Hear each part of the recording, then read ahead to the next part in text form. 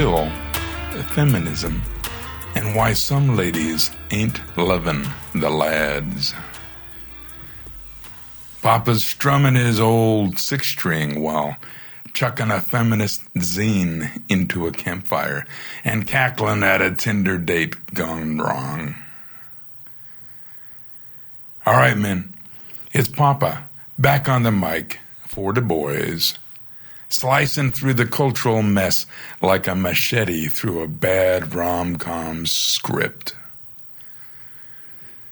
We're diving into a wild one.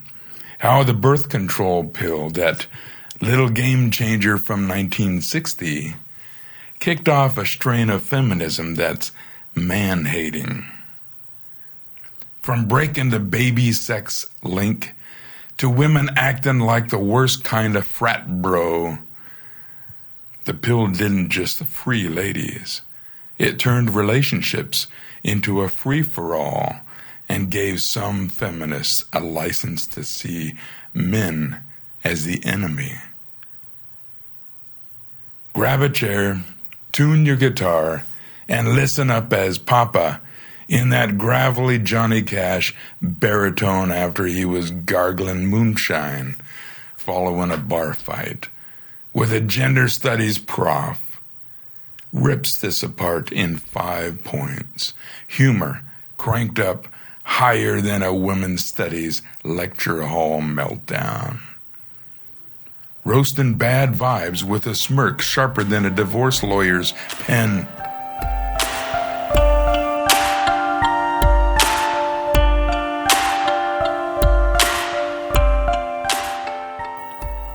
One. The pill blew up the old rules and the bedroom. Men, before the pill got FDA approval in 1960, sex was a high-stakes gamble. Babies meant women were tied to men, marriage, and diapers. You knocked boots, you might end up hitched, 'cause kids need a provider. The pill? Total game changer. Women could get frisky without fear of a stroller, chasing careers, flings, whatever. No more marry me or I'm screwed. Sounds great, right? But here's the kicker. It cut the cord between sex and responsibility. Women used to respect themselves and their awesome capacity to grow a new life inside of them. They guarded their chastity like a knight fought for his damsel. After the pill, men didn't have to stick around, and women didn't need them to. Suddenly, relationships went from "we're in this together" to "see ya, maybe." Think the pill made love free? Nah. It made walking away free. And some ladies started looking at us like we're just bad baggage.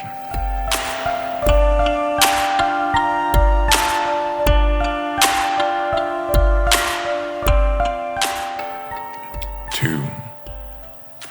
Men lost their leverage and got labeled the bad boys. With the pill, women got the upper hand. Sex no longer meant a ring or a provider. Guys lost their old school "I'll take care of you" card. Before, men held some power. Marry me, I'll keep you safe. Post-pill, women could say, I got my own job, my own life. Peace out. Fair enough. But there's where it gets spicy. Some feminists, second wave types in the 1960s and 70s, started painting men not as partners but as dead weight. A woman needs a man like a fish needs a bicycle, they said. The pill let them live that, ditching reliance on guys and flipping the script.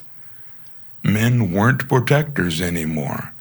They were oppressors, holding women back. Me Too was just a matter of time. You used to think that you were a knight in shining armor. Now you're the dragon, and some gals are sharpening their swords.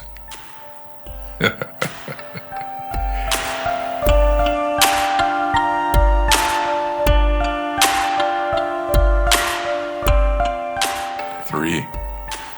Feminism went from equal rights to men are trash. By the late 60s, man-hating feminism was in full swing, and the pill was their rocket fuel. Women didn't just want equal pay, they wanted to rewrite the whole game. No need for men to provide, so why bother with them? The rhetoric got hot. Men were exploiters, living off women's unpaid kitchen work. Oppressors, keeping ladies chained to the stove, even obsolete. 'Cause women could earn and control their own bodies. In their minds, men were the problem, period. The pill made it real. Women could skip marriage, kids, the whole deal, and some started acting like guys were just a bad ex you ghost. Fish don't need bicycles. Feminists decided men were just rusty old schwins.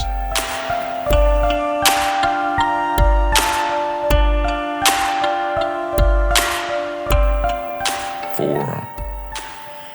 The pill let women act like the worst kind of dudes. Here's the wild part. The pill didn't just free women to be independent. It let them mimic the worst of us. You know, the stereotype. Guys who sleep around, ditch commitments, chase bars and bucks over family. Some feminists said, if men can do it, so can we. They called it empowerment, casual hookups, ghosting partners, putting careers over cribs. They even called this trash women's rights.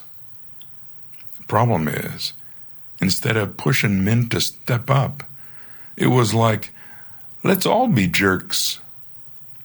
The pill broke the sex baby link, so nobody had to stick around.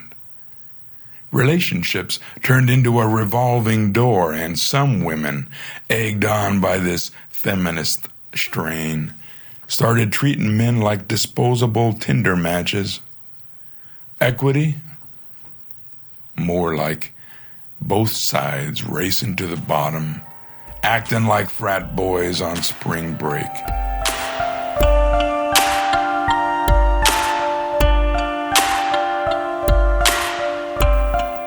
5. From liberation to men are the enemy.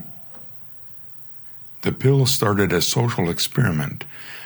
No more bio-tether forcing men and women to team up. Without kids tying them together, the growing percentage of women saw no need for guys at all, except as punching bags or objects to use.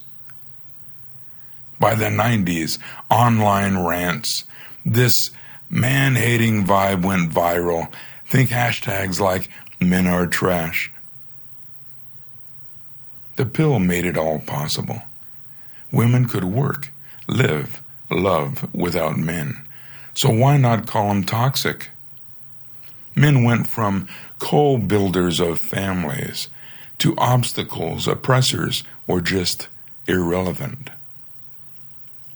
Blaming guys for everything while acting like the worst of them became and is the thing to do now. The pill didn't create feminism, but it cut the ropes, letting some gals swing from we need equality to we don't need you at all. Thought the pill was just about freedom?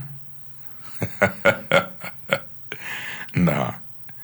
It turned some feminists into dude-bashing superheroes among those in their echo chamber. And we're all in the crosshairs. All right, boys. The birth control pill didn't just free women. It broke the rules. Turned relationships into no-strings free-for-alls. And let some feminists paint us as the villain in their blockbuster. From the 60s pill to 70s radical rants to today's men are trash tweets, it's a straight line. Women got freedom, copied our worst moves, and now we're the bad guys. Don't get it twisted. The man-hating crews got the mic, and the pill handed it to them.